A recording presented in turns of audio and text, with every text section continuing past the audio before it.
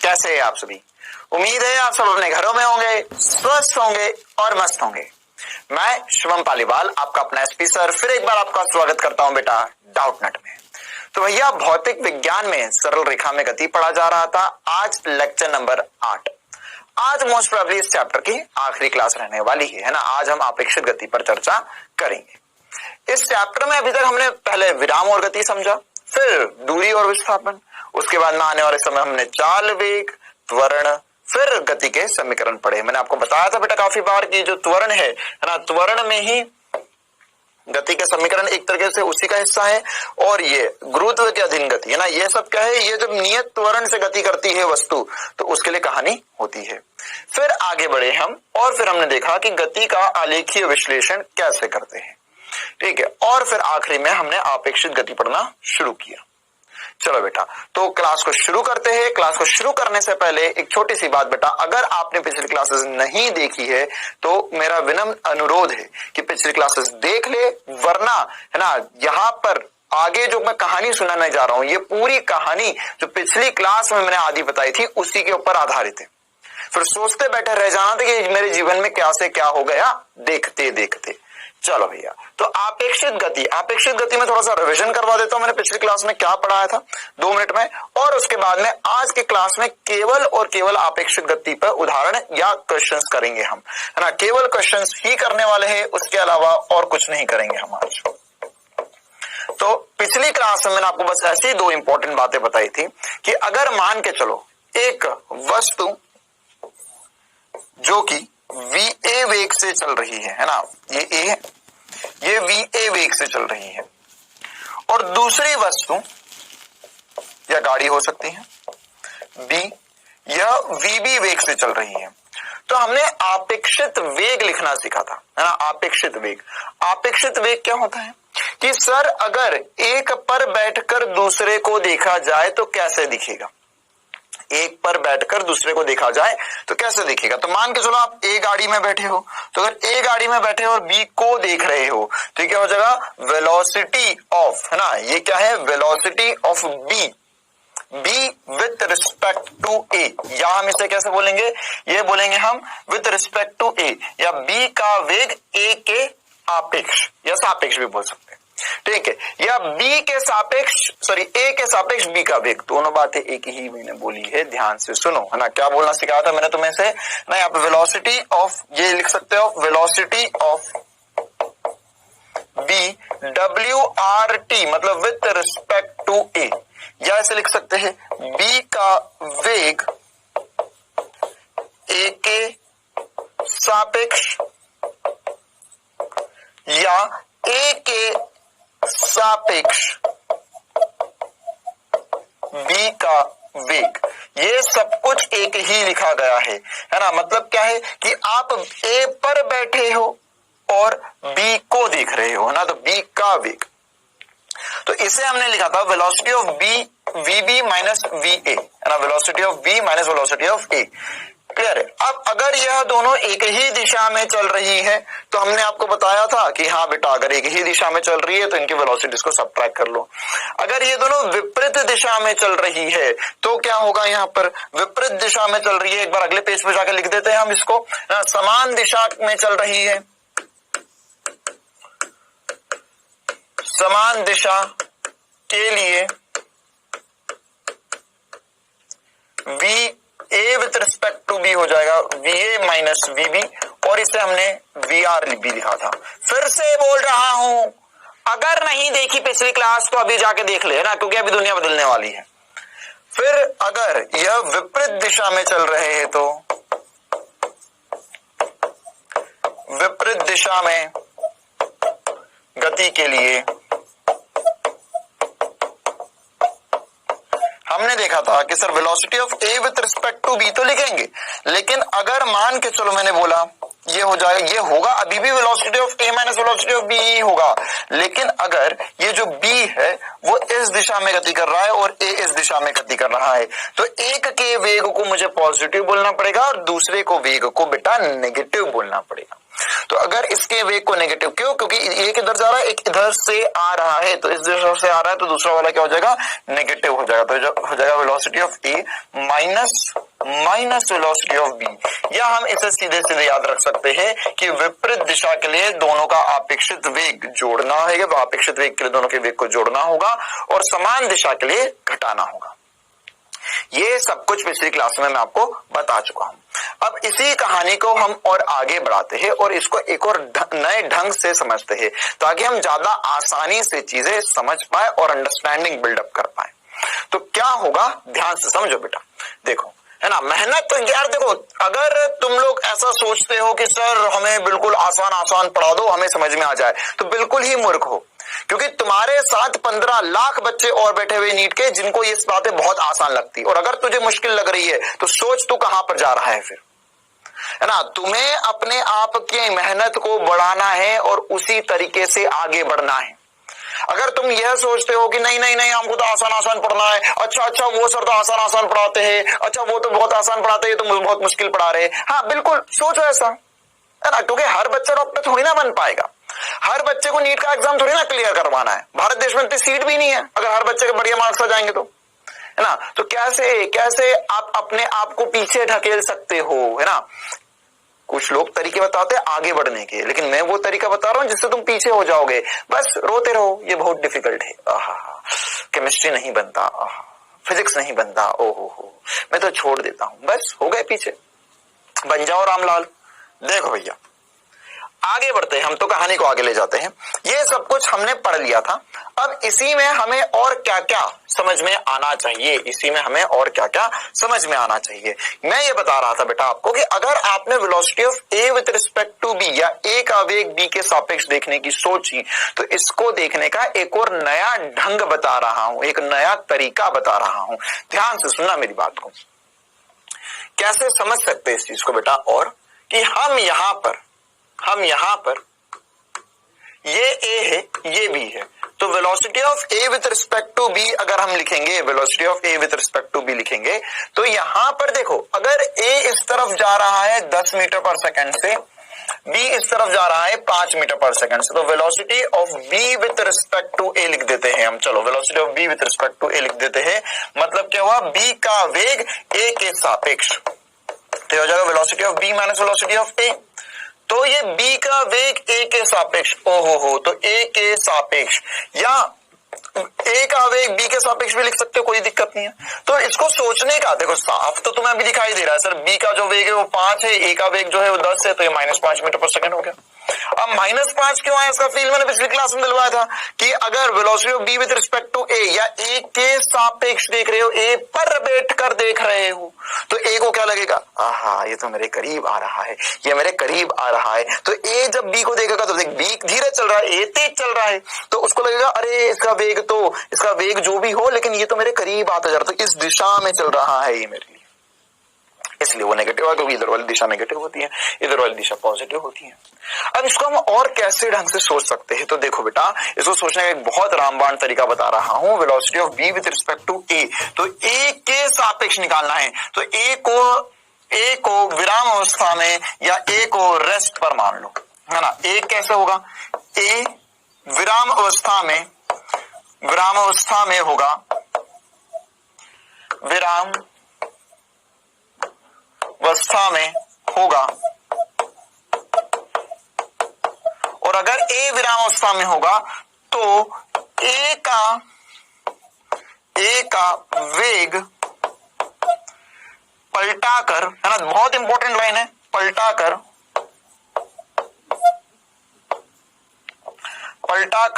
B को दे दो,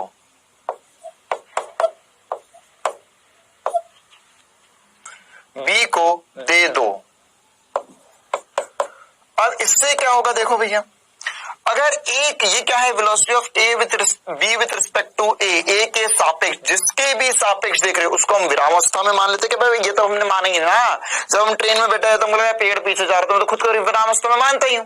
तो मेरा वेग पलटा कर तुम जिस पर भी बैठो तो उसे रोकोगे, तो कैसे रोकते हैं, उसका वेग पलटा कर बी को दे दो, आंसर वही आएगा, लेकिन ज्यादा जल्दी सोच पाओगे, है ना। क्या करना है, वेग पलटा कर दे दो। तो वेग जैसे ही पलटा कर देखेंगे तो सर क्या होगा, इसका वेग था, इसको विरामावस्था में माना, इसका वेग ऑलरेडी 5 मीटर पर सेकंड इस दिशा में था, वेग पलटा कर दिया तो इधर 10 मीटर पर सेकंड आ गया। मतलब बी का जो वेग हो गया है ना, तो बी का वेग ए के सापेक्ष जो हो गया वो कितना आ गया, इधर 5 इधर 10, मतलब इस तरफ 5, माइनस क्यों कर दिया, क्योंकि इस तरफ है 5 और ये 10, तो इन दोनों को घटाना होगा और तरफ इधर है तो इसलिए नेगेटिव लगा दिया।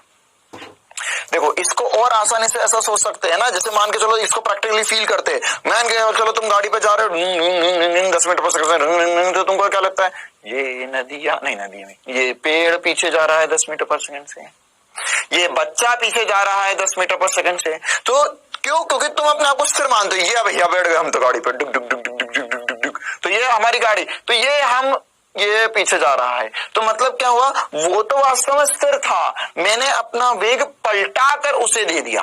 क्यों, क्योंकि मेरा वेग इस दिशा में, मेरा वेग पलटेगा तो इधर की दिशा में चले जाएगा और उसको दे दिया, तो वो सब उसी वेग से मुझे पीछे जाते हुए नजर आएंगे। तो इसी चीज को ऐसे भी सोचा जा सकता है। क्लियर है कहानी बेटा। चलो अब इसमें और भी एग्जाम्पल करते हैं हम, है ना। अब और भी बेहतरीन एग्जाम्पल करना शुरू करते हैं, छोटे छोटे से बहुत सारे एग्जाम्पल्स प्रैक्टिस के लिए बस। जैसे मान के चलो, है ना, ऐसे एग्जाम्पल हमने पिछली क्लास में डिस्कस किए थे, एक दो और डिस्कस कर लेते हैं। मान के चलो कि यहाँ पर ये बस है, बस नहीं है, ट्रेन चल रही है यहाँ पे 50 मीटर पर सेकंड से, ठीक है। और सवाल में बोला है ट्रेन पर एक बंदर, है ना, बंदर भी हो सकता है या ट्रेन के अंदर इंसान भी हो सकता है, बात बराबर ही है। हाँ, मतलब इंसान और बंदर बराबर नहीं है, है ना, इंसान और बंदर में फर्क है, लेकिन सवाल के अनुसार एक ही बात बनेगी। तो ट्रेन पर एक बंदर 10 मीटर प्रति सेकंड से ट्रेन की दिशा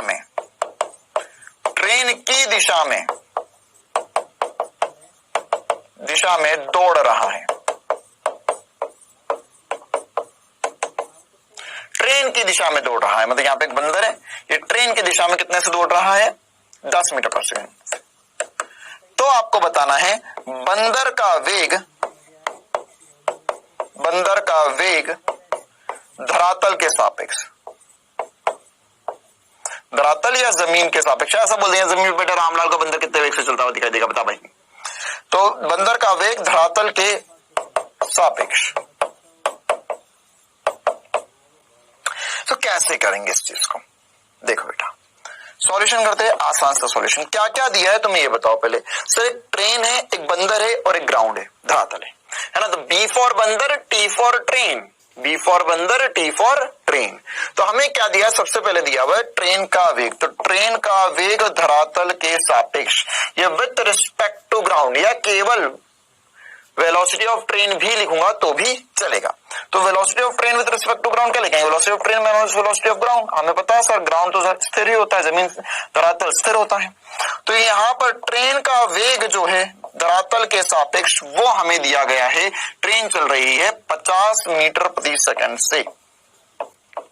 कितने से चल रही है, 50 मीटर प्रति सेकंड से चल रही है। अब कहानी को आगे बढ़ाते हैं, और क्या दिया है, और दिया है सर बंदर दौड़ रहा है ट्रेन की दिशा में, मतलब ये ट्रेन के सापेक्ष बंदर का वेग दिया है, मतलब बंदर का वेग ट्रेन के सापेक्ष। देखो ध्यान से क्या लिखा मैंने, बंदर का वेग ट्रेन के सापेक्ष, वेलोसिटी ऑफ बंदर विद रिस्पेक्ट टू ट्रेन, है ना। तो वेलोसिटी ऑफ, अच्छा बंदर को इंग्लिश में मंकी बोलते हैं ना, तो velocity of monkey with respect to train, या वेलोसिटी ऑफ बंदर विद रिस्पेक्ट टू रेलगाड़ी। तो यहां पर क्या हो जाएगा, ये हो जाएगा वेलोसिटी ऑफ बंदर माइनस वेलोसिटी ऑफ रेलगाड़ी, वेलोसिटी ऑफ बंदर माइनस वेलोसिटी ऑफ रेलगाड़ी। यहां पर वेलोसिटी ऑफ बंदर विद रिस्पेक्ट टू ट्रेन तुम्हें 10 मीटर पर सेकंड दिया। सर आपको कैसे पता चला? यही दिया। अरे बेटा ट्रेन पर बंदर दौड़ रहा है 10 मीटर पर सेकंड से, मतलब वो तो ट्रेन के सापेक्ष 10 मीटर पर सेकंड से दौड़ रहा होगा ना। तो यहां पर हमें दिया हुआ है 10 बराबर वेलोसिटी ऑफ बंदर हमें नहीं पता, ये क्या ग्राउंड कुछ नहीं लिखा, मतलब ग्राउंड के सापेक्ष minus velocity of train. Velocity of train कितना बेटा? 50। तो वेलोसिटी ऑफ बंदर हो चुका है सर यहां से 10 प्लस 50 मतलब हो गया 60 मीटर पर सेकंड। क्लियर है ना? मतलब क्या हुआ इसका? मतलब ये हुआ, हम आसानी से ये बात को ऐसा समझ सकते हैं बेटा कि अगर मान के चलो एक बंदर है जो ट्रेन पर बैठा हुआ है ना, तो देखो अगर बंदर नहीं चलता, कॉमन सेंस से कैसे सोच सकते हैं, बंदर नहीं चलता, ट्रेन चल रही है, तो बंदर नीचे देख रहा है, ऐसा कर बंदर नीचे, हाँ इस आदमी को खा जाऊं मैं, इस आदमी को खा जाऊं मैं, तो बंदर नीचे देख रहा है, तो बंदर नीचे देख रहा है, बंदर का वेग क्या है? अब बंदर बैठा हुआ है ट्रेन पे, तो 50 मीटर पर सेकंड चल रहा है। अब मान कर लो बंदर ट्रेन की दिशा में चलने लगा, तो जमीन पे बैठे वाले को क्या लगेगा? ट्रेन भी चल रही है, बंदर भी चल रहा है, दोनों एक ही दिशा में जा रहे हैं, तो बंदर तो और तेज चल रहा हो दिखाई देगा। इसी प्रकार से मान के चलो बंदर अगर विपरीत दिशा में चले जाता तो उसका वेग कम हो जाता, घट जाता। क्यों? कि अब ट्रेन इधर जा रही है, बंदर उधर जा रहा है, ट्रेन पर बैठा है बंदर का वेग धरातल के सापेक्ष बोल रहा हूं मैं। आई बात समझ में है ना? यहां पर धरातल के सापेक्ष बंदर का वेग, तो अगर वो ऑब्वियस सी बात है उल्टी दिशा में जाएगा तो ट्रेन इधर जा रही है, वो बंदर ट्रेन पर उस दिशा में जा रहा है, ट्रेन पर, शब्द पर ध्यान दे, ट्रेन पर उस दिशा में जा रहा है वो, तो ट्रेन पर उस दिशा में जा रहा है, तो धरातल के सापेक्ष तो है ना। अब जैसे मान के चल ट्रेन 10 मीटर उधर चली, तू 10 मीटर उधर चले गया, तो वहीं रह गया। अगर ट्रेन 10 मीटर उधर चली, तुम 10 मीटर आगे चले गए, तो तुम वहीं रहेगा ना, विद रिस्पेक्ट टू ग्राउंड धरातल के सापेक्ष तुम्हारा वेग तो घटेगा ना।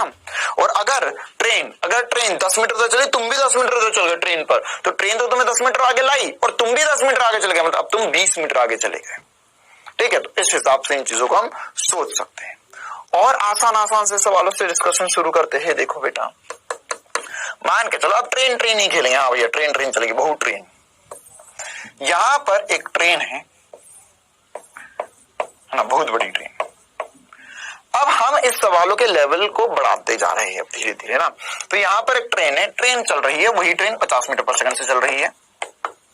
ठीक है, और यहां पर एक रामलाल खड़ा है, रामलाल यहां खड़ा है। अच्छा हाँ, अब ये रामलाल ट्रैक पे नहीं खड़ा हुआ, थोड़ा साइड में खड़ा हुआ है ना। अब मैं ऐसे नीचे कैसे बताऊं ना, वरना एक दिन एक बच्चा बोलता सर ये तो मर जाएगा। अरे नहीं मरेगा बेटा, ये थोड़ा सा नीचे खड़ा है, मतलब ट्रेन इधर से जा रही है, रामलाल इधर खड़ा देख रहा है, ट्रेन प्लेटफॉर्म पे खड़ा है। तो अब यहां पर अगर रामलाल खड़ा है, तो क्या मैं ऐसा बोल सकता हूं कि ट्रेन का वेग जो है, ट्रेन का वेग रामलाल के सापेक्ष, मतलब रामलाल तो खड़ा है तो रामलाल का वेग तो 0 है, तो ट्रेन का वेग रामलाल के सापेक्ष जो होगा वह भी 50 मीटर पर सेकंड ही होगा। क्यों? क्योंकि रामलाल तो खड़ा है ना। चलो अब सवाल में आपको बोला जाएगा, सवाल में आपको यह बोला जाएगा कि यदि ट्रेन की लंबाई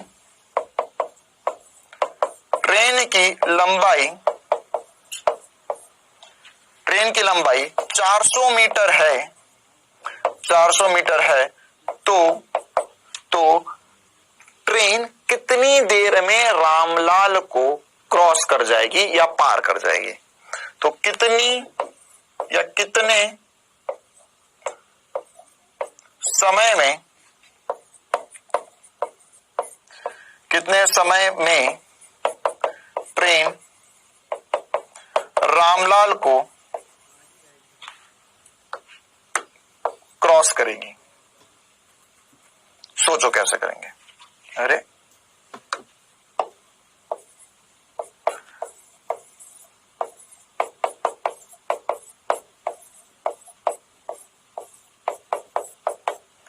हाँ भैया बताओ, रामलाल को ट्रेन कितनी देर में क्रॉस करेगी? तो सर ट्रेन है जो चल रही है 50 मीटर पर सेकंड से, ट्रेन की लंबाई है 400 मीटर, तो ये तो बहुत ही आसान सा सवाल हो गया। हाँ बिल्कुल आसान सा सवाल हो गया। रामलाल यहाँ पे खड़ा हुआ है, तो ट्रेन का जब डब्बा निकलेगा तो दर करते हुए पूरी ट्रेन निकल जाएगी, तो ट्रेन की लंबाई कितनी है? 400 मीटर है। तो अब रामलाल को चलना है क्या? नहीं, ट्रेन अपने आप चल जाएगी। तो वहां पर वहां पर अगर मैं ट्रेन देखूं तो ट्रेन की लंबाई है 400 मीटर, ट्रेन चल रही है 50 मीटर पर सेकंड से, तो कितनी देर में रामलाल को क्रॉस कर जाएगी। तो एक लाइन का सॉल्यूशन हो जाएगा सर, हमें समय निकालना है। समय होता है दूरी बटा चाल, दूरी बटा चाल। तो ट्रेन कितनी चाल से चल रही है? ट्रेन चल रही है सर 50 मीटर पर सेकंड से। एकदम आसान सवाल हो गया ये तो, इसमें तो अपेक्षित वेग का इस्तेमाल भी नहीं किया हमने। बिल्कुल सही बात है। तो यहाँ पे दूरी कितनी है? अरे ट्रेन कितनी लंबी है? 400 मीटर लंबी ना, तो ट्रेन को पूरा निकलने में कितना समय लगेगा? तो ट्रेन को पूरा निकलने में समय लगेगा सर 400 मीटर बटे में 50, मतलब ये हो जाएगा 8 सेकंड। 8 सेकंड में पूरी ट्रेन, है ना, सही है, 8 सेकंड में पूरी ट्रेन रामलाल को क्रॉस कर जाएगी। अच्छा, ऐसा भी तो हो सकता था कि ट्रेन और रामलाल दोनों चल रहे हो, है ना। तो उसी प्रकार के सवाल की तरफ हम बढ़ते हैं। तो अब मैं ये जो समय का फॉर्मूला है उसको और थोड़ा विकसित कर रहा हूं। इसे हम लिख रहे हैं डी बटा वी रिलेटिव। क्यों? क्योंकि रामलाल के ट्रेन का वेग रामलाल के सापेक्ष कितना है ना। अभी रामलाल स्थिर था तो कोई दिक्कत नहीं थी, है ना, लेकिन अब यहां पर अगर दोनों चल रहे हैं तो क्या होगा वो अगले सवाल में समझते। देखो, मान के चलो कि यहां पर ये ट्रेन है, वही ट्रेन है, 400 मीटर की ट्रेन है और 50 मीटर पर सेकंड से चल रही है। अब अगर रामलाल अपनी हायाबुसा पे, अच्छा एक दिन बच्चा पूछता था BMW क्या है, तो उसके लिए बता रहा हूं, रामलाल अपनी स्प्लेंडर पर, स्प्लेंडर समझते ना बेटा? हाँ देख, ये अपनी स्प्लेंडर पर बैठा हुआ था, नहीं बैठा नहीं था, चल रहा था। रामलाल अपनी स्प्लेंडर पे बैठकर चल रहा है आगे की तरफ 10 मीटर प्रति सेकंड के वेग से। अब आपको बताना है कि यदि, है ना, अब देखो डायग्राम में समझ में आ रहा सब कुछ कि ट्रेन और रामलाल दोनों आगे की तरफ गति कर रहे हैं। तो यहां पर ट्रेन, फिर से वही बताना है कि ट्रेन का वेग 50 मीटर पर सेकंड, रामलाल का वेग 10 मीटर पर सेकंड, समान दिशा में, समान दिशा में। तो ट्रेन कितनी देर में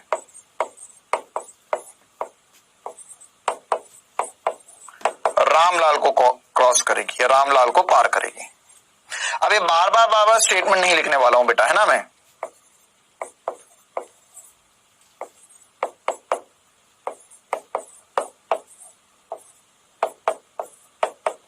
चलो सोचो तो कैसे करेंगे।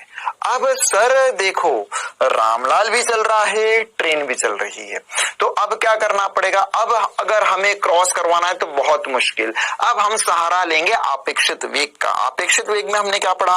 अपेक्षित वेग में सर हमने पढ़ा कि अगर किसी एक का वेग दूसरे के अपेक्ष देखा जाए, मतलब जिसके अपेक्ष देखते हैं वो स्थिर हो जाता है या वो रेस्ट पे आ जाता है। तो किसके अपेक्ष देखा जा रहा है ना। अब कैसे समझे इस चीज को? तो बेटा किसी एक को रोक दे, किसी एक को रोक दे, तो अब ट्रेन रोकेगा तो बहुत मुश्किल हो जाएगा। अरे ट्रेन रोक देगा तो फिर तो ट्रेन रामलाल को कैसे पार करेगी? हाँ, उसके लिए खतरनाक थोड़ा और दूसरा लॉजिक लगाना पड़ जाएगा, फिर रामलाल का नेगेटिव वेग आ जाएगा, है ना। वो सब ना थोड़ा कॉम्प्लिकेटेड हो जाएगा, उसको ना सोचते हुए हमने क्या बोला कि मान के चलो रामलाल स्थिर हो गया, रामलाल को रोक दिया। तो अगर रामलाल को हमने रोक दिया तो रामलाल का वेग पलटाकर ट्रेन को दे दो, या रामलाल के सापेक्ष ट्रेन का वेग देख लो। क्या किया मैंने रामलाल को रोक दिया। तो अगर मैंने रामलाल को रोक दिया तो क्या होगा? देखो भैया, सॉल्यूशन में किया, velocity of train with respect to Ramlal, Ramlal का हम शॉर्ट फॉर्म बना देते RL। तो ये क्या हो जाएगा sir? Velocity of train minus velocity of Ramlal. क्यों? क्योंकि दोनों एक ही दिशा में चल रहे हैं। तो ट्रेन का वेग कितना है? 50, रामलाल का वेग कितना है? 10, मतलब कितना हो गया? 40 मीटर पर सेकंड। मतलब ट्रेन जो है वो रामलाल के सापेक्ष 40 मीटर प्रति सेकंड से गति कर रही है। क्या ये बात चमकती है भैया सभी को, है ना? क्या किया मैंने? अब रामलाल को रोक दिया तो रामलाल के सापेक्ष ट्रेन का वेग देख रहा हूं, मतलब रामलाल रुक चुका है, मैंने तो जो चीटा बनाकर रामलाल के ऊपर बिठा दिया, बैठ जा रामलाल के ऊपर, तो तूने देखा मैं तो चल रहा, ट्रेन आ रही है। तो ट्रेन कितने वेग से, ट्रेन तो बहुत तेजी से आती हुई नजर आएगी, है ना, तो उसको कितने वेग से नजर आ रही है, 40 मीटर पर सेकंड से। तो अब यहां पर उसे नजर आ रही है 40 मीटर पर सेकंड से, तो कितनी देर में क्रॉस कर जाएगी। तो देखो इसका लॉजिक क्या है, इसका लॉजिक क्या है, मैंने रामलाल को रोक दिया, मतलब रामलाल नहीं चल रहा है। विथ रिस्पेक्ट टू रामलाल, जिसके भी आपेक्ष हम देखते हैं उस चीज को हम रोक देते हैं, वो स्थिर अवस्था में आ जाती है। तो विथ रिस्पेक्ट टू रामलाल मतलब रामलाल रुक चुका है, तो रामलाल का वेग पलटा कर मैंने ट्रेन को दे दिया। तो अब क्या है सर, अब वास्तविकता में ट्रेन जो है वो 40 मीटर पर सेकंड से चल रही, किसके आपेक्ष, किसके सापेक्ष, रामलाल के सापेक्ष। तो अब कहानी खत्म हो चुकी है। अब ये वाला जो सवाल है, जो मेरा पुराना सवाल है, उसके जैसा बन चुका है। क्यों इसके जैसा बन चुका है, क्योंकि यहाँ पे रामलाल रुका हुआ था। तो रामलाल रुका हो तो सवाल सॉल्व करना आसान है, इसीलिए हम रिलेटिव वेलोसिटी पढ़ रहे हैं, ताकि हम सवाल को और आसानी से सॉल्व कर पाए। वरना अगर ये नहीं होता ना, तो मालूम वास्तविक तरीका क्या था, ये मानते कि x दूरी पर रामलाल ट्रेन को क्रॉस कर जाता, फिर रामलाल कितना चला, ट्रेन कितना चली, और बहुत सारा कैलकुलेशन करना पड़ता। लेकिन हमने क्या किया, रामलाल तू रुक जा, तेरी सारी चीजें पलटाकर ट्रेन को दे दे। तो यहां पर ये, इसका मतलब क्या हुआ, यहां पर मैं एक बार डायग्राम बना देता हूं। इसका मतलब ये हुआ कि रामलाल जो है अपनी स्प्लेंडर पर रुक चुका है ना, यहां पर ये रेस्ट पे आ चुका है, और अब इसे जो ट्रेन है वो कितनी गति करती हुई, कितने वेग से गति करती हुई दिखाई देगी, 40 मीटर पर सेकंड से। क्यों, क्योंकि ये रुक चुका है, इसका वेग पलटा कर हमने ट्रेन को दे दिया। तो अब समय क्या हो जाएगा, समय होगा सर दूरी। तो कितनी दूरी पार करवानी है, ट्रेन है सर 400 मीटर की, बटा वी रिलेटिव आपेक्षित वेग, है ना, ये क्या आ गया हमारा आपेक्षित वेग, वी रिलेटिव आ चुका है। तो इसे हम कैसे कर सकते हैं, दूरी कितनी है, दूरी है 400 मीटर, आपेक्षित वेग कितना है 40, तो ये आ गया सर ट्विंग ट्विंग 10 सेकंड। मतलब अब ऑब्वियस सी बात है, ज्यादा टाइम लगेगा। क्यों, क्योंकि अब रामलाल भी इस दिशा में चल रहा है, ट्रेन भी उसी दिशा में चल रही, तो थोड़ा सा ज्यादा समय लगेगा। कितना समय लगा, 10 सेकंड लगा। तो एक और बहुत इंटरेस्टिंग सा सवाल, क्या किया, रामलाल को रोक दिया, पलटाकर वेग ट्रेन को दे दिया। अब ऐसे ही समझ और सुन मेरी बात, यहां पर अगर ऐसा होता, यार ट्रेन में थोड़ी सी छोटी बना रहा हूं ना, अरे 400 मीटर की ट्रेन इतनी सी, ले बना ले, मेरे को क्या करना, ना तुम लोग बहुत टाइम पास लोग हो यार, ले और बड़ी ट्रेन, बोर्ड भर के ट्रेन बना ले। यहां पर अगर मैंने फिर से स्प्लेंडर पे बिठा दिया है रामलाल को, है ना, अब मैंने क्या किया, मैंने बोला रामलाल भी इस दिशा में जा रहा है, ट्रेन भी इस दिशा में जा रही है। रामलाल 10 मीटर पर सेकंड से ट्रेन की दिशा में जा रहा है, और ट्रेन 50 मीटर पर सेकंड से आगे की तरफ बढ़ रही है, और फिर भी ट्रेन की जो लंबाई है, ट्रेन की लंबाई जो है वो अभी भी 400 मीटर है। तो वही चीज बतानी है, समय कितनी देर में ट्रेन जो है वो रामलाल को पार कर जाएगी। तो अब दोनों, अब फिर से ऐसा मत सोचना मूर्ख बालक की तरह, सर ये तो उसको ठोका जाएगा, है ना, ट्रेन छोटी है रामलाल बड़ा है। हाँ भाई बिल्कुल, बहुत बढ़िया। तो यहाँ पर बेटा ये सब जब आगे बढ़ेंगे तो ये इससे टकराएगा नहीं, मतलब ट्रेन जो है वो रेलवे ट्रैक पे चल रही है, इसके बगल पे रोड पे रामलाल दौड़ रहा है अपनी स्प्लेंडर के, नहीं स्प्लेंडर पे चल रहा है। तो यहाँ पर अब फिर से अपेक्षित वेग देखेंगे, हम क्या करेंगे, अब हम रामलाल को रोक देंगे, बोला यार रुक जा, तो इसको जैसे ही रोकेंगे, तो मैं चीटा बनाकर अगर मैंने रामलाल के स्प्लेंडर पे बिठा दिया, तो यहाँ पर क्या होगा, इसका वेग पलटा कर इसे दे दो, इसका वेग पलटा कर इसे दे दो, इसका वेग पलटा कर इसे दे दो। या ऐसा सर हमें तो समझ ही नहीं आता, हम तो बहुत ही मूर्ख है। तो बन मूर्ख, मुझे क्या करना, देखा velocity of train with respect to Ramlal, velocity of train with respect to Ramlal, तो क्या हो जाएगा, ये velocity of train minus velocity of Ramlal. लेकिन आप दोनों विपरीत दिशा में तो जोड़ना पड़ेगा, अभी मैंने बताया था, ऐसा भी समझ लेते हो जाएगा, 50 + 10 मतलब हो गया 60। इसका मतलब क्या हुआ, इसका मतलब ये हुआ कि मैंने यहाँ पर रामलाल को रोक दिया है और केवल ट्रेन चला रहा हूं। तो रामलाल रुक गया, उसका वेग पलटाकर ट्रेन को दे दिया। तो उसको जो ट्रेन है, मतलब तुझे, अगर तुम रामलाल के ऊपर बैठे हुए हो तो तुम्हें क्या लगे, ओ भैया बहुत तेज आ रही है। तो यहां पर कितना तेज आ रही है, 60 मीटर पर सेकंड से आ रही है। तो समय कितना लगेगा, समय होगा सर दूरी बटा VR।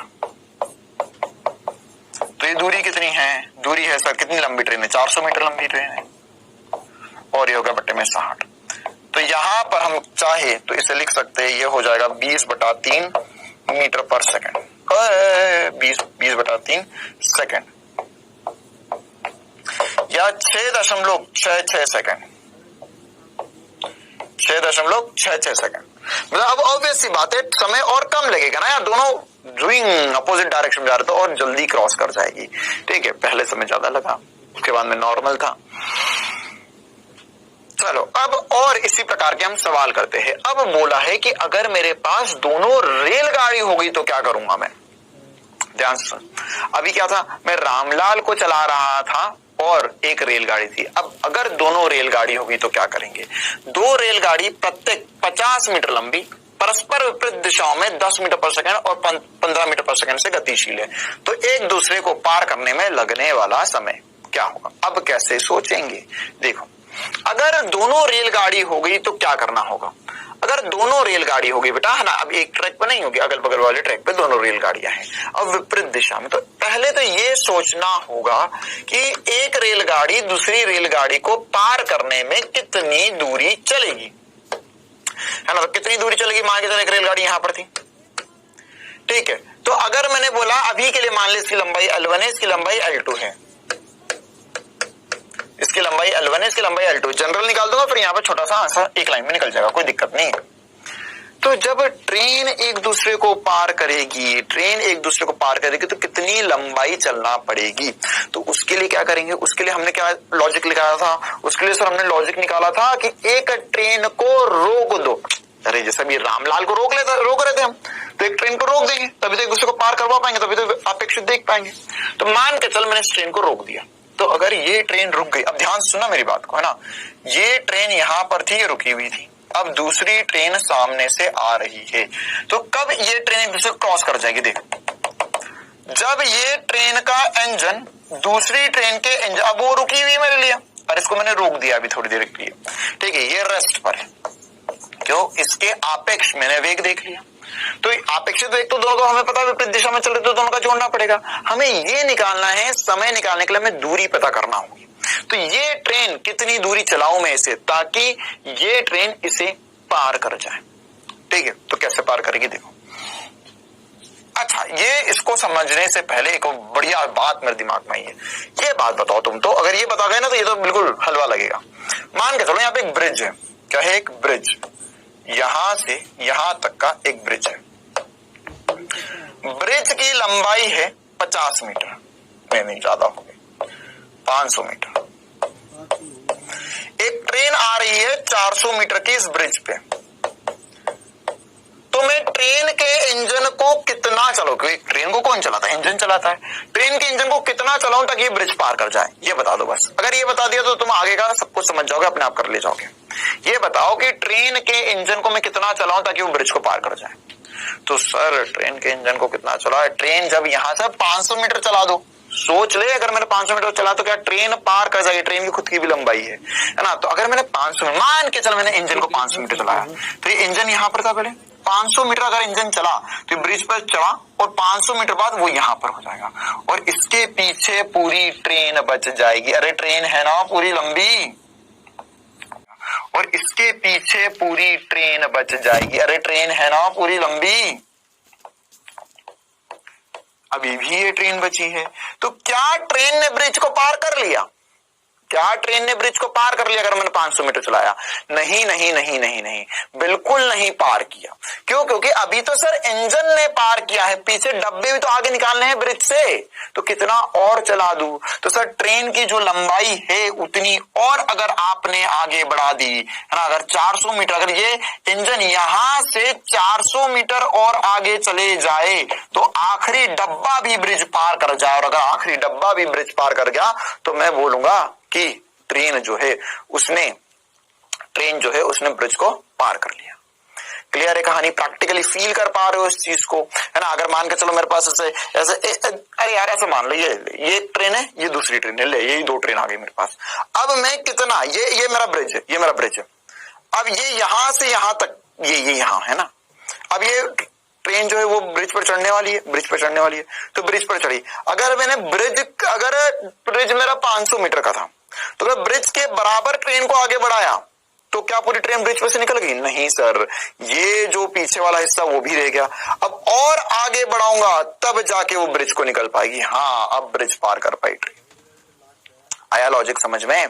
तो यहां पर वही बात हमको करना है कि जब एक ट्रेन दूसरी ट्रेन को पार करेगी, मतलब जब ब्रिज वाला सवाल आए, ट्रेन वाला सवाल आए, तो वहां पर जो कुल दूरी, अगर मैं तुमसे पूछूं यहाँ पर कुल दूरी कितनी लिखी तुमने, तो सर हम बोलेंगे कुल दूरी जो है वो लिखी हमने 500 प्लस 400 मीटर, मतलब 900 मीटर। मतलब ट्रेन को अगर ब्रिज पार करवाना है तो 900 मीटर चलाना होगा।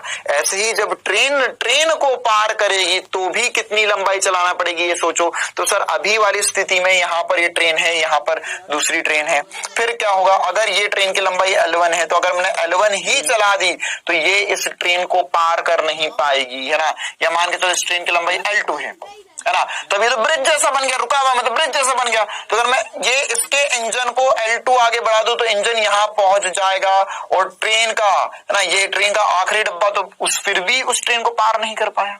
तो क्या करूंगा मैं यहाँ पर इस ट्रेन को रुके रहने दूंगा, और मेरी वाली जो दूसरी ट्रेन थी, है ना, या ये ब्रिज मानो, इसे ब्रिज भी मान सकते हो, ट्रेन भी मान सकते हो, इस तरह तो बात बराबर हो चुकी है। तो अब मैं इसे यहाँ पर इसे कितना चलाऊं? तो मैं इसे यहाँ पर चलाते जाऊं, और अगर मैंने इसे, इसकी लंबाई L2 थी, इसकी लंबाई L1 थी, तो अगर मैंने इसे L2 तो चलाया, L2 चलाकर मतलब मैं कहां तक लेकर आया? यहां तक लेकर आया।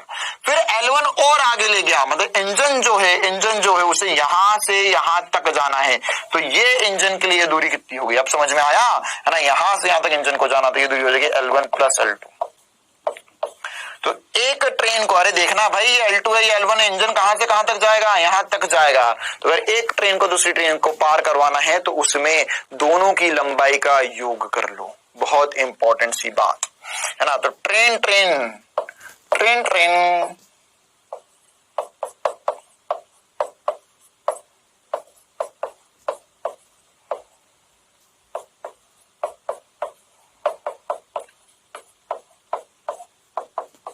L1 प्लस L2, मतलब दोनों की लंबाइयों का योग जो होगा उतनी दूरी एक इंजन को चला दो।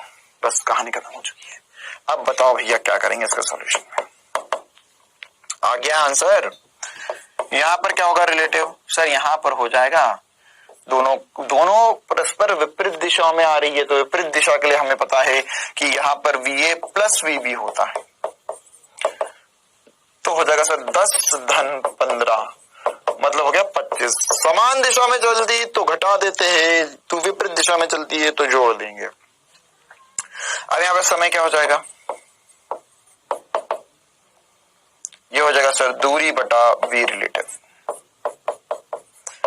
दूरी कितनी है? दूरी है सर, प्रत्येक की लंबाई 50 है, तो दूरी लिखूंगा मैं 50 धन 50 L1 प्लस L2। दूरी क्या होगी मेरी? L1 प्लस L2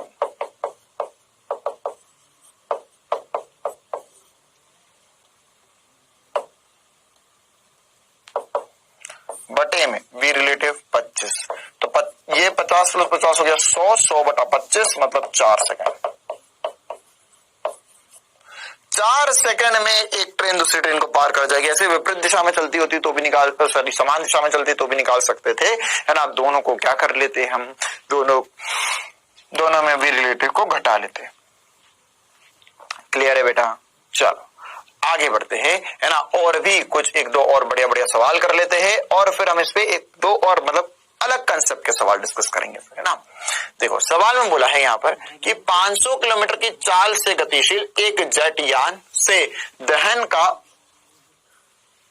उत्पाद यान के सापेक्ष, है ना। ये क्या है? मतलब दहन का उत्पाद मतलब क्या हुआ? अरे भैया अगर रॉकेट चलता है तो उसके पीछे से उसमें से गैस निकलती है, तो वो दिया है यहाँ पर, है ना। तो यहाँ पर ये दहन मतलब क्या हो गया? गैस। तो गैस का उत्पाद यान के सापेक्ष मतलब क्या है कि जेट के सापेक्ष। तो जेट के सापेक्ष 1500 किलोमीटर प्रति घंटे की चाल से निकल रहा है, एक मिनट हम डायग्राम बना लेते पहले। हाँ, चाल से निर्गमित हो रहा है। निर्गमित मतलब क्या होता है? निकल रहा है। तो एक बार मैं डायग्राम बना देता हूं यार। एक एरोप्लेन बनाओ, विंग विंग। देखो अब ये एरोप्लेन चल रहा है। अब ये एरोप्लेन से पीछे की तरफ है ना, पीछे की तरफ ऐसा ऐसा देखा होगा ना यार, वो जेट वेट चलता तो पूरे एक लाइन बन जाती है आसमान में, एकदम बादल की एक लाइन बन जाती है। बादल की लाइन नहीं रहती, वो धुएं की लाइन रहती है। ठीक है, तो यहां पर हमें बोला है कि यह इसमें इसकी जो गैस है पीछे की तरफ निकल रही है और एरोप्लेन आगे की तरफ जा रहा है, या जेट बोल दिया उसने, जेट। ओहो, जेट। तो यहां पर हमें बोला है कि जेट जो है, तो velocity of jet V J, velocity of jet जो है वो 500 किलोमीटर प्रति घंटा बोला है उसने। देखो ध्यान से, ठीक है। और बोला है यहां पर कि यहां पर जेट यान से दहन का उत्पाद यान के सापेक्ष, मतलब कि वेलोसिटी ऑफ गैस, गैस का वेग दिया गया है, velocity of gas with respect to jet, मतलब गैस का वेग जेट के सापेक्ष दिया हुआ है। ये साफ लिखा हुआ है ना यार, दहन का उत्पाद यान के सापेक्ष, यान के सापेक्ष मतलब जेट के सापेक्ष। तो कितना है यह दिया हुआ है? 1500 किलोमीटर प्रति घंटे, बहुत तेजी में बहा रहा है। चाल से निर्गमित हो रहा है। जमीन पर स्थिर प्रेक्षक के सापेक्ष उत्पाद की चाल क्या होगी? मतलब क्या हुआ कि वो जो उत्पाद बाहर आ रहा है, मतलब गैस की चाल क्या निकालना है हमें निकालना है velocity of gas with respect to ground, मतलब ग्राउंड के सापेक्ष गैस का वेग क्या होगा। आसान सा सवाल, आसान सी बात है, बहुत सारे सवाल हम कर चुके हैं सर। तो velocity of gas with respect to jet हो जाएगा velocity of gas minus velocity of jet. तो यहाँ पे velocity of gas with respect to jet 1500 दिया हुआ है हमें। अच्छा, वेलोसिटी ऑफ गैस निकालना है। वेलोसिटी ऑफ जेट कितना है? वेलोसिटी ऑफ जेट जो है वो सर 500 है। तो यहाँ पर गैस की जो वेलोसिटी हो जाएगी वो कितना हो जाएगी? 1500 धन 500, मतलब हो गया है 2000 किलोमीटर प्रति घंटा। ये हमारा जवाब आ जाएगा। क्लियर है कहानी? तो इस प्रकार से आसानी से हम छोटे मोटे सवाल कर सकते हैं। चलो आगे बढ़ते हैं और कुछ और बढ़िया सवालों की बातें करते हैं, है ना। अभी ये ट्रेन बंदर वाला सवाल जैसा भी हमने करा था आते ही, है ना।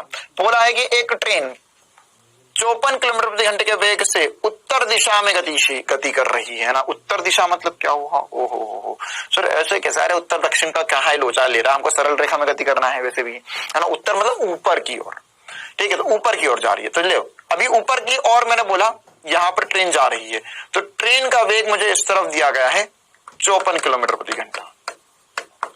ठीक है, जो मैं पढ़ते जाता हूँ लिखते जाता हूँ ताकि मुझे कंफ्यूजन ना हो बाद में।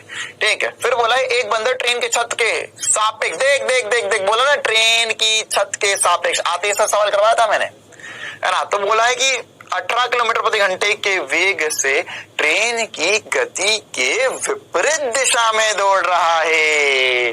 जो बंदर है वो तो इधर दौड़ रहा है ना। तो यहाँ पर कितने वेग से दौड़ रहा है?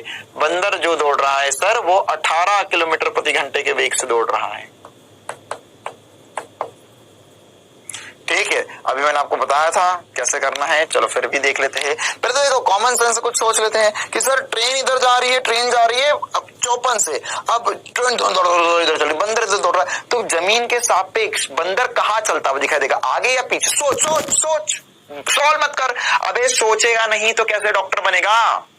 कंपाउंडर लूट के चले जाएगा। बेटा हमें यह बहुत महत्वपूर्ण है कि हम चीजों को सोच पाए, विजुअलाइज कर पाए कि अरे 54 से अब ट्रेन इधर चल रही, बंदर इधर दौड़ रहा है, तो जमीन के सापेक्ष बंदर कहाँ चलता हुआ दिखाई देगा? आगे या पीछे? सोच सोच सोच, सॉल्व मत कर। अबे सोचेगा नहीं तो कैसे डॉक्टर बनेगा? कंपाउंडर लूट के चले जाएगा। बेटा हमें यह बहुत महत्वपूर्ण है कि हम चीजों को सोच पाए, विजुअलाइज कर पाए कि अरे अच्छा भैया ट्रेन उधर जा रही है, बंदर इधर जा रहा है, लेकिन ट्रेन तेज जा रही है बंदर से, तो क्या होगा? बंदर वास्तविकता में आगे ही बढ़ता जाएगा। मान के चल तुम ट्रेन में बैठे हो ना, ट्रेन में बैठे हो, ट्रेन इधर चली, इधर हाँ, तुम उठकर वॉशरूम गए, तुम इधर पहुंचे, ठीक है। तो अगर मैं ये देखूं तो ऐसा होता है क्या कि मैं दिल्ली से ट्रेन में बैठा है ना, और ट्रेन इधर जा रही थी, मैं ट्रेन के अंदर चला तो थोड़ी देर बाद मैं वापस से दिल्ली पहुंच जाऊंगा। क्यों? क्योंकि सर ट्रेन तो इधर गति कर रही थी, आप इधर जा रहे थे तो आप तो वापस वहीं पहुंच गए। अबे मूर्ख बालक, मैं बहुत धीरे चल रहा हूं ना, ट्रेन बहुत तेजी से इस तरफ जा रही है, ठीक है। मैं ट्रेन में ऐसा बैठा था, ट्रेन चली इधर जा रही है, तो थोड़ी देर बाद मैं चलो घूमकर इधर घूम कर आते, तो थोड़ी देर बाद 2 स्टेशन ट्रेन पार कर गई, मैं 1 स्टेशन पीछे रह गया। ऐसा थोड़ी ना होगा, वो तो ट्रेन जो है वो तो बहुत तेज चल रही, बंदर धीरे धीरे चल रहा, तो वास्तविकता में ट्रेन बंदर को आगे ही ले जाएगी। ये फील से इक्वेशन से निकाल दूंगा मैं, कोई बड़ी बात नहीं मेरे लिए। देख क्या क्या दिया हुआ है, ये है ट्रेन, ये है बंदर, बी फॉर बंदर, टी फॉर ट्रेन। तो क्या दिया है मुझे, देखो जरा बताओ। Velocity of train with respect to ground दिया 54 किलोमीटर प्रति घंटा। साथ ही साथ मुझे दिया हुआ है वेलोसिटी ऑफ बंदर विद रिस्पेक्ट टू ट्रेन। क्यों, क्या दिया है, ट्रेन की छत पर है ना, ट्रेन की छत पर ट्रेन के सापेक्ष, तो ट्रेन के सापेक्ष बंदर का वेग, तो वेलोसिटी ऑफ बंदर विद रिस्पेक्ट टू ट्रेन, या बंदर का वेग ट्रेन के सापेक्ष ऐसे ही लिखेंगे। कितना है, 18, लेकिन -18 लिख दिया मैंने। क्यों लिख दिया मैंने -18? क्यों? क्योंकि यह विपरीत दिशा में है, इसलिए -18 लिख दिया। अब क्या करेंगे, सो वेलोसिटी ऑफ बंदर माइनस वेलोसिटी ऑफ ट्रेन कर दीजिए यहाँ से, ये -18 के बराबर आ जाएगा। वेलोसिटी ऑफ बंदर हमें निकालना है, माइनस वेलोसिटी ऑफ ट्रेन कितना है, 54 बराबर होगा -18। इसे उधर ले जाओ बेटा, वेलोसिटी ऑफ बंदर कितना होगा, 54 - 18, तो 54 - 18 हो जाएगा 36। मतलब जो बंदर है ऑब्वियस सी बात है वो आगे की तरफ तो बढ़ रहा है ना, आगे की तरफ तो बढ़ रहा है, लेकिन कितने वेग से बढ़ रहा है, 36 किलोमीटर प्रति घंटे के वेग से, है ना। कौन सी दिशा में जा रहा है, उत्तर दिशा में। मैंने उत्तर को पॉजिटिव माना है, उत्तर को पॉजिटिव माना है, और नीचे को नेगेटिव माना है। नीचे नेगेटिव मतलब दक्षिण को नेगेटिव माना है। उसने दक्षिण का जिक्र नहीं किया सवाल में, लेकिन उत्तर के नीचे मुझे पता है दक्षिण होता है, मतलब विपरीत दिशा में दक्षिण होता है। तो यहां पर हम समझ सकते हैं सर कि ये वेलोसिटी ऑफ बंदर जो आया है वो 36 किलोमीटर प्रति घंटा आया, और बंदर तो ट्रेन तो बहुत तेजी में जा रही है, बंदर भले इधर जा रहा है, लेकिन ट्रेन के साथ साथ आगे बढ़ता जाएगा वो, लेकिन थोड़े कम वेग से। जमीन पे बैठा जो उसे ऐसा कुछ दिखाई देगा, ठीक है। चलो, ओहो ये क्या हो गया सर, ये तो जा तो रहा था उत्तर की ओर ही, लेकिन आंसर तो आया ही नहीं। हाँ, क्यों? क्योंकि यहाँ पे देख मीटर पर सेकंड दिया हुआ है, कन्वर्ट कर ले। तो यहाँ पर वेलोसिटी ऑफ बंदर जो है वो जाएगा 36 गुणा 5/18, तो ये हो गया 2, तो ये हो गया 10 मीटर पर सेकंड। अगर किसी ने ऐसा कमेंट कर दिया कि सर आप तो बहुत जल्दी कर देते हो, है ना, तो डूब जाओ चुल्लू भर पानी लेकर, है ना। अगर ऐसा नहीं पढ़ पा रहे हो थोड़ा भी जल्दी, है ना, या इस कैलकुलेशन में लगता है तुम्हें समय, है ना, तो बहुत मेहनत कर लो बेटा, पढ़ लो, या घर में बर्तन मांज लो। यार ये कैसे, इसमें समय क्यों लगता है, 1000 बार कर दिया मैंने। 18 का पहाड़ा होता है, 18 गुणा 2 करें 36 आता है, 10 मीटर पर सेकंड आ गया। तो 10 मीटर पर सेकंड, और किस दिशा में, उत्तर दिशा में। बस यही हमारा जवाब हो जाएगा। दक्षिण में नहीं जा रहा बंदर, उत्तर में ही जा रहा है। चलो बेटा, हाँ, तो 1-2 और बढ़िया सवाल कर लेते हैं। सवाल में बोला है कि एक नाव 2 निश्चित बिंदु ए और बी में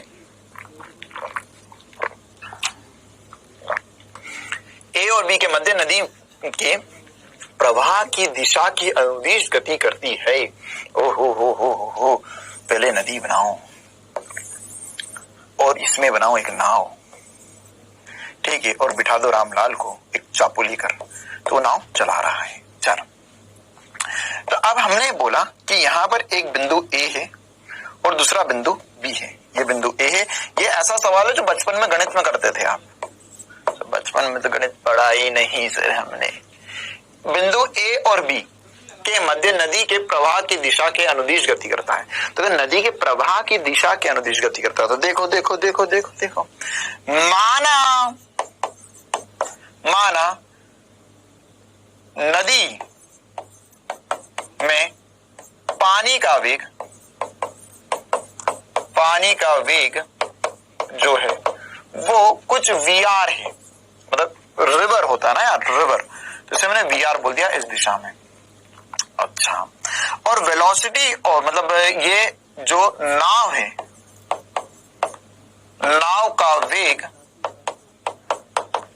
VB बोल दिया, मतलब ये क्या, धरातल के सापेक्ष, दोनों कुछ नहीं बोला तो धरातल के सापेक्ष है, मतलब नाव इस दिशा में VB वेग से जा रही थी।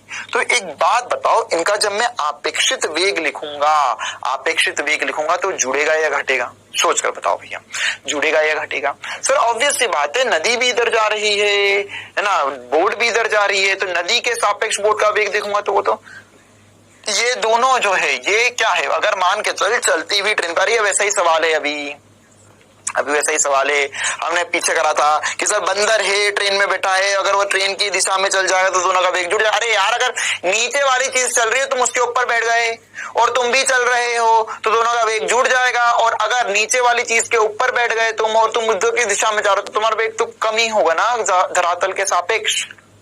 तो अगर जमीन पे बैठा आदमी रामलाल को देखेगा तो उसको, अरे भैया रामलाल ने तो पता नहीं क्या खा लिया, इतना तेज नाव चला रहा है, क्यों? क्योंकि रामलाल भी इधर चल रहा है, नदी भी इधर चल रही है। तो इस कंडीशन में अगर मैं अपेक्षित वेग देखूंगा तो वो हो जाएगा VR प्लस VB, वो हो जाएगा VR प्लस VB। अरे अरे अरे अरे अरे अरे कहां गया? अपेक्षित वेग देखा जाएगा, अपेक्षित वेग तो वो हो जाएगा VR प्लस VB। क्यों? क्योंकि दोनों एक ही दिशा में हैं, और अगर विपरीत दिशा में होते तो क्या होता? ऑब्वियस सी बात है कि सर अगर नदी, कॉमन सेंस की बात सर, कि अगर नदी इधर बह रही है, अगर सर मैं नदी के अंदर मैं भी चल रहा हूँ, नदी भी चल रही है, हम दोनों बहुत तेजी से चल पाऊंगा। अगर विपरीत दिशा में जाऊंगा तो मेहनत करना पड़ेगी, मैं धीरे धीरे चल पाऊंगा, मतलब कि वेग घट जाएगा, और इस कंडीशन में वेग जुड़ जाएगा, है ना। बाद में ऐसा मत बोल देना कि सर आप तो ऐसा बोल रहे थे समान दिशा में चलते तो वेग घटता है, आप तो जोड़ रहे हो। अरे मूर्ख बालक, वो कब था? वो जब अलग अलग दोनों चल रहे थे, ये तो मैं बोल रहा हूं उसके ऊपर बिठा दिया ना यार, नदी, नाव को नदी में बिठा दिया। क्या बोलूं मैं, या मैं बोल रहा हूं बंदर को ट्रेन में बिठा दिया, तो बिठाने के बाद तो अपेक्षित वेग जुड़ जाएगा। ये भी मैंने तुम्हें पीछे भी कर बताया, देखो ये, और उसके पहले इसमें तो दोनों विपरीत दिशा में थे, इसके पहले वाला एग्जांपल में मैं तुम्हें जोड़कर भी बताया था, ठीक है। तो यहां पर क्या लिख सकते हैं सर, यहां पर समय दिया हुआ है T1, तो दिशा के अनुदिश समय T1 लेता है, तो T1 को हम लिख सकते हैं, अगर मैंने यहाँ पे दूरी जो है, दूरी को कुछ x मान लिया, दूरी को x मान लिया, तो x बटा VR प्लस VB हो जाएगा, ठीक है। ये केस 1 है। आगे बढ़ते सवाल, तथा उन्हीं दो निश्चित बिंदुओं के मध्य जब धारा की विपरीत दिशा में गति करता है तो T2 समय लेती है। तो बताना है आपको स्थिर पानी में A और B दूरी तय करने में यह कितना समय लेगी, मतलब कि अब पानी रुक चुका है, मतलब वेलोसिटी ऑफ रिवर जो है या पानी का वेग जो है वो 0 हो चुका है। तो क्या होगा ये आपको बताना है। तो देखो बेटा कैसे करेंगे अब यहाँ पर, है ना। तो मैं ये केस 1 लिख दिया, केस 2 में क्या लिखूंगा, अब बताओ भैया। केस 2 में सर, केस 2 में वो उसकी विपरीत दिशा में चल रहा है, तो दोनों विपरीत दिशा में चलेंगे तो उसे मेहनत ज्यादा करना पड़ेगी, मतलब अपेक्षित वेग जो हो जाएगा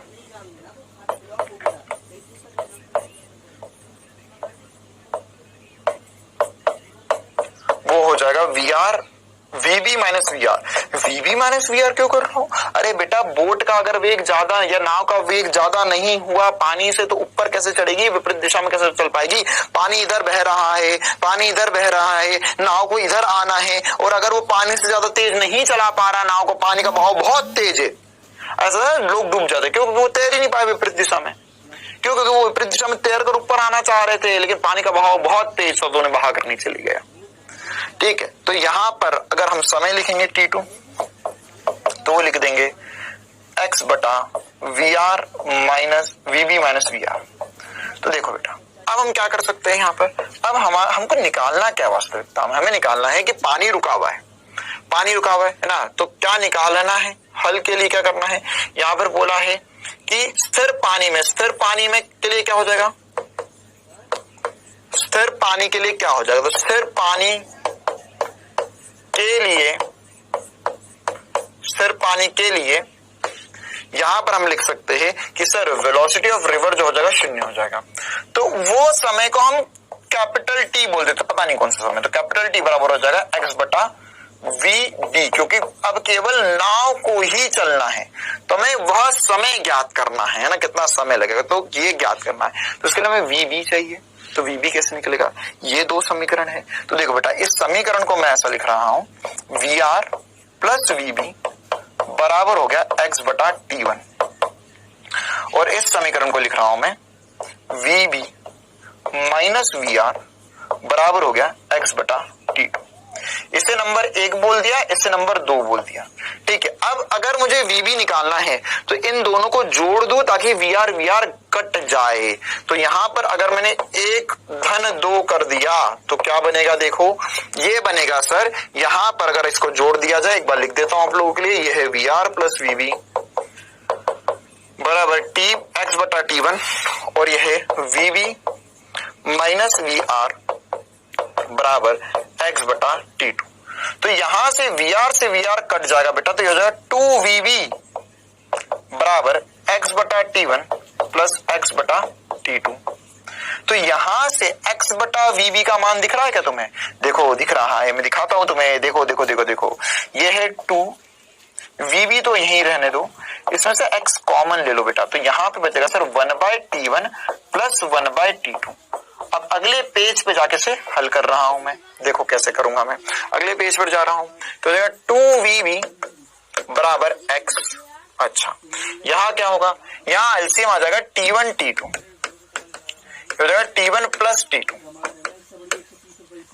तो यहां से सर अगर मैं चाहूं तो इसे लिख सकता हूं, इसे इधर गुणा कर रहा हूं, ये हो जाएगा 2T1 गुणा T2 बटा T1 प्लस T2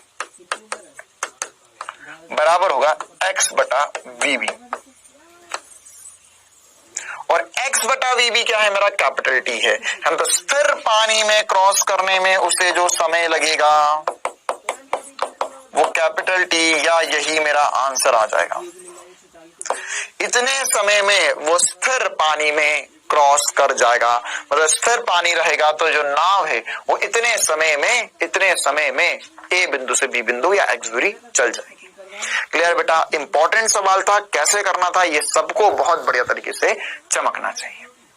क्लियर है कहानी, है ना, एक बार देख लो इस सवाल को। आगे बढ़ते हैं अब हम अगले सवाल की तरफ। देखो बेटा अगले 2 सवाल हम लेने वाले हैं, वो लेंगे क्विज के रूप में, तो जल्दी से इन सवालों के जवाब। इनकी गति की विपरीत दिशा में दौड़ रहा है, धरातल पर स्थिर सापेक्ष व्यक्ति को प्रेक्षक द्वारा स्थिर प्रेक्षक द्वारा व्यक्ति का प्रेक्षित वेग क्या हुआ।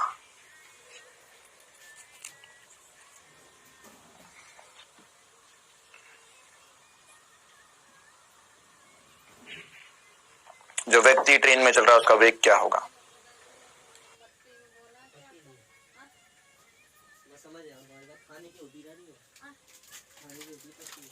हाँ भैया आ गया जवाब।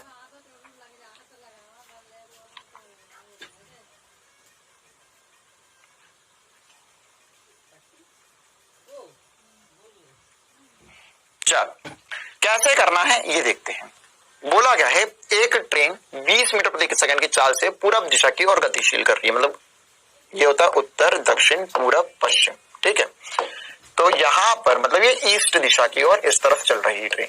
कितने वेग से चल रही है सर ट्रेन चल रही है 20 मीटर प्रति सेकंड की चाल से, और ये है ट्रेन, टी फॉर ट्रेन। अब इसमें ट्रेन, एक व्यक्ति ट्रेन की छत पर हो, भैया बंदर लिख देते हैं, व्यक्ति को ट्रेन की छत पर चढ़ा दिया। ये सब अफगानिस्तान वाले हैं, ट्रेन की छत पे बैठ के जा रहे हैं। चलो 3 मीटर प्रति सेकंड की चाल से ट्रेन की गति की विपरीत दिशा में दौड़ रहा है, तो आदमी इधर दौड़ रहा है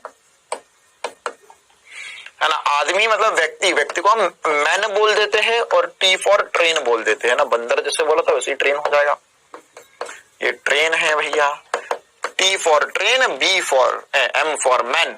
मैन मतलब व्यक्ति, इंसान, इसको हम एम से चिन्हित करेंगे। तो क्या बोला है कि एक व्यक्ति ट्रेन की छत पर 3 मीटर प्रति सेकंड की चाल से ट्रेन की गति की विपरीत दिशा दिशा में दौड़ रहा है। तो क्या है हमारे पास, लिख लेते एक बार। पहले दिया वेलोसिटी ऑफ ट्रेन 20 मीटर पर सेकंड आगे की तरफ। फिर क्या दिया है sir, velocity of man with respect to train. क्यों? क्योंकि ट्रेन पर दौड़ रहा है वो, है ना, ट्रेन पर दौड़ रहा है -3 मीटर पर सेकंड से। एग्जैक्ट वैसा ही सवाल है जैसा बंदर वाला भी मैंने करवाया था, केवल प्रैक्टिस के लिए दिया है ये, ताकि ये 20 मीटर पर सेकंड से इधर चल रहा है, ये 3 मीटर पर सेकंड से इधर चल रहा है, तो ये -3 कर दिया। क्यों? क्योंकि धरातल पर नहीं है, ट्रेन पर है और विपरीत दिशा में चल रहा है। तो यहां पर अब हम क्या लिख सकते हैं इसे, velocity of man minus velocity of train. ये क्या है, कुछ नहीं है, तो धरातल के सापेक्ष है, और यही हमें निकालना भी है। धरातल पर स्थिर प्रेक्षक द्वारा व्यक्ति का प्रेक्षित वेग क्या होगा। मतलब जो रामलाल नीचे बैठकर मजे ले रहा है, नहीं तालिबानी जो नीचे बैठकर मजे ले रहा है, हाँ, अफगानिस्तान वाले भाग रहे थे, उधर भागने दो इन्हें, बंदूक लेकर बैठा हुआ गोली मार दूंगा। देखो, तो यहाँ पर ये इसको ये कितने वेग से चलता हुआ दिखाई दे रहा है। मतलब velocity of man with respect to ground के सापेक्ष आदमी का, व्यक्ति का वेग निकालना है। ये देगा -3। तो क्या करेंगे सर, जी कहां से आया, विद रिस्पेक्ट टू ग्राउंड है बेटा, है ना। तो ये क्या हो जाएगा, velocity of man with respect to ground निकालना है हमें। ट्रेन का वेग कितना था विथ रिस्पेक्ट टू ग्राउंड, ये कुछ नहीं दिया, तो विथ रिस्पेक्ट टू ग्राउंड ही होता तो 20 हो गया, -3 हो गया। तो सर ये उस तरफ जाएगा। तो यहाँ पर आपने हमें पहले ही सिखा दिया था, मुझे उम्मीद है भैया कुछ लोगों ने सीधे ही आंसर देख लिया होगा कि 17 मीटर पर सेकंड आएगा सर। 20 -3 तो 17 मीटर पर सेकंड हो गया। किस दिशा में है, पॉजिटिव दिशा में है, तो मैंने इधर को पॉजिटिव माना है, मतलब पूरब को, है ना, जो पूरब दिशा थी उसको मैंने पॉजिटिव माना था। पूरब ही दिया था ना, हाँ पूर्व ही दिया था, तो पूर्व को मैंने पॉजिटिव माना था। तो यहां पर अगर मैंने पूर्व दिशा को पॉजिटिव माना है, तो मतलब कि मैं लिख सकता हूं कि यह पॉजिटिव दिशा मतलब 17 मीटर पर सेकंड से पूरब दिशा में गति कर रहा है। क्लियर है बेटा। एक और इंपॉर्टेंट सा सवाल, चलो अगला सवाल, जल्दी से इसका जवाब दो, थोड़ा लॉजिकल है, ध्यान से पढ़ना और सॉल्व करना। एक आदमी 100 मीटर लंबी रेलगाड़ी को विपरीत दिशा में 5 किलोमीटर प्रति घंटे की चाल से चलते हुए 7.2 सेकंड में पार करता है। तो रेलगाड़ी की चाल क्या है? बहुत ही बढ़िया सवाल।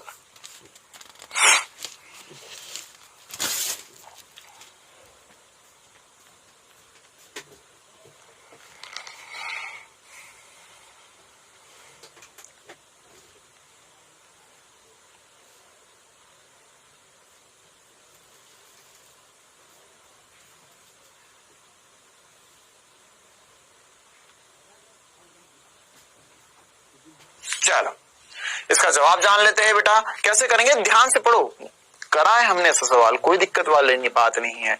बोला है कि एक आदमी 100 मीटर लंबी ट्रेन को विपरीत दिशा में 5 किलोमीटर प्रति घंटे की चाल से चलते हुए, देखो क्या बोला है, समय दिया है, ये समय हमें दिया गया है। थोड़ा सा मजेदार सवाल, 7.2 सेकंड में पार कर रहा है।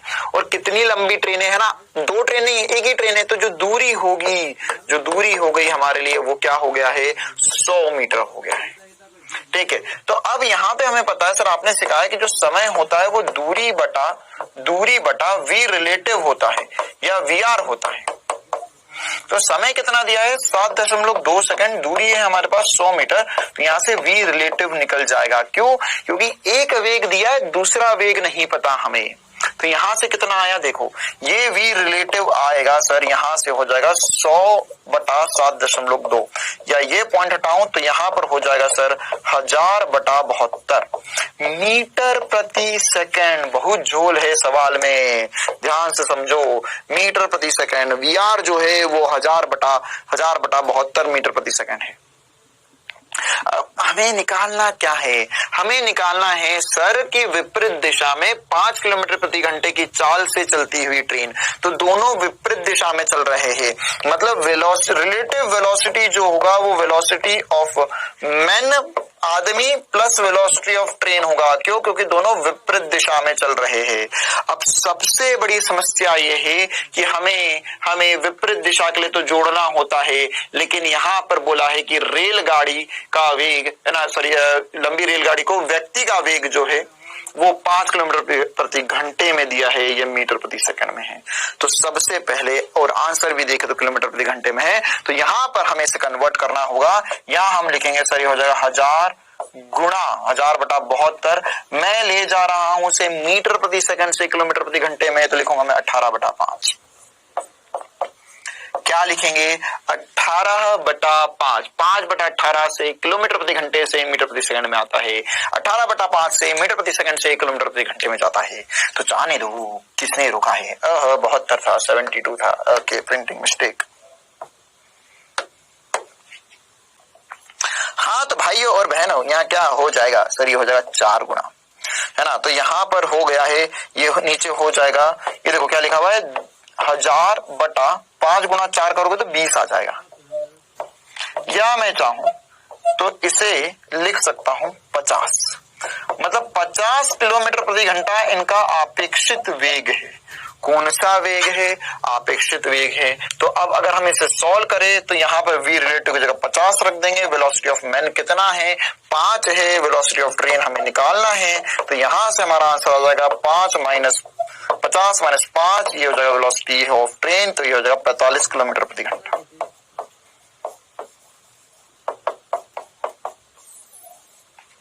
ऑप्शन में है बिल्कुल। तो चौथा हमारा सही जवाब हो जाएगा ना। बढ़िया सा इंटरेस्टिंग सा सवाल। हमें हमेशा वीआर दिया होता था और हम सॉल्व करते थे समय के लिए। समय दिया है और इस बार वीआर निकालना था। चलो बेटा, तो आज की क्लास के लिए इतना ही रखते हैं। आज हम 1 मिनट रिवीजन तो नहीं कर पाएंगे क्योंकि ऑब्वियस सी बात है, हमने जो भी बातें करी वो सब कुछ क्या थे, केवल सवाल ही सवाल थे। आज की क्लास में केवल क्वेश्चन डिस्कशन हुआ है ना। और अगर आप चाहते हो तो एक बार थोड़ा सा रिवाइज करवा देता हूँ 2 मिनट में फटाफट। क्वेश्चन में हमें क्या ध्यान रखना है? सबसे पहली बात कि v रिलेटिव जो होता है वो va माइनस vb होता है समान दिशा के लिए। विपरीत दिशा के लिए va प्लस vb होता है v रिलेटिव, ये समान दिशा में होगा, और ये विपरीत दिशा में होता है, ये v रिलेटिव होगा। और उसके अंदर जो समय होता है t, वो हम लिखते हैं दूरी बटा v रिलेटिव। ठीक है। और क्या ध्यान रखना है, अगर ट्रेन वाला सवाल आएगा तो ट्रेन में दोनों की लंबाई जोड़ना है ना, दोनों की लंबाई जुड़ेगी तब आके बात बनेगी। इसके अलावा और क्या बातें ध्यान रखनी है? इसके अलावा हमें 1-2 और छोटी छोटी बातें ध्यान रखनी है सर, कि अगर नदी वाला सवाल आ जाए कि वो नदी में बैठकर चल रहा है, या बंदर ट्रेन पर चल रहा है, या आदमी नदी में तैर रहा है, या सुंदर कन्या सीढ़ी पर चढ़ रही है। सर ये तो करा ही नहीं। अरे तो कौन सी बड़ी बात है, एक सीढ़ी पर, चलती हुई सीढ़ी पर एक सुंदर कन्या चढ़ जाए। तो इन सभी सवालों में अगर उस पर बैठकर उसी दिशा में चलेगी तो दोनों का वेग जोड़ देना। क्यों? क्योंकि अब उस पर बैठकर उसके सापेक्षित वेग दिया होता है। क्लियर है? तो ये सब सवाल सॉल्व करने के लिए इंपॉर्टेंट सी बातें हैं। ये मैंने जो आपको ट्रिक बताई, ध्यान रखना, दूरी बटा वीआर, बहुत इंपॉर्टेंट सी बात। चलो बेटा, तो आज की क्लास के लिए इतना ही रखते हैं, है ना। हर बार की तरह होमवर्क आपको ऐप में ही मिल जाएगा, और मुझे उम्मीद है भैया कि सब लोग बहुत बढ़िया तरीके से मेहनत कर रहे होंगे, बहुत बढ़िया तरीके से पढ़ रहे होंगे। क्लियर है बेटा, है ना। थोड़े दिन की बात है, थोड़ा सा समय है, अपनी मेहनत पर भरोसा रख, है ना, और मेहनत करते जा तो ये दिन भी बीत जाएगा। ठीक है। और आने वाला कल जो है वो बहुत बढ़िया और जगमग हो जाएगा, बस अगर तुमने अपनी मेहनत पे भरोसा रखा। और इस बात की 100% गारंटी, अगर तुमने मेहनत करी और बढ़िया तरीके से मन लगाकर बिना बहानेबाजी करे, है ना, क्योंकि बहाने तो दुनिया बना सकती है। अरे सर ऐसा नहीं हुआ, मैं बीमार पड़ गया था एक दिन इसलिए नीट का एग्जाम नहीं निकला। अरे वाह, 2 साल में एक दिन बीमार पड़ गए इसलिए नीट का एग्जाम नहीं निकला, बहुत खूब, यही उम्मीद थी तुमसे। तो बहानेबाजी को दूर रखते हुए बहुत बढ़िया तरीके से जो भी पढ़ाया जा रहा है उसमें अपना 100% दो, और जो पूरी मेहनत और लगन से चीजें समझो और बढ़िया से पढ़ते रहो। ठीक है बेटा, तो आज की क्लास के लिए इतना ही रखते हैं। कल की क्लास में मिलेंगे जिसमें हम समतल में गति शुरू करने वाले हैं। तब तक के लिए बढ़िया से पढ़ते रहो, स्वस्थ रहो, मस्त रहो। Thank you.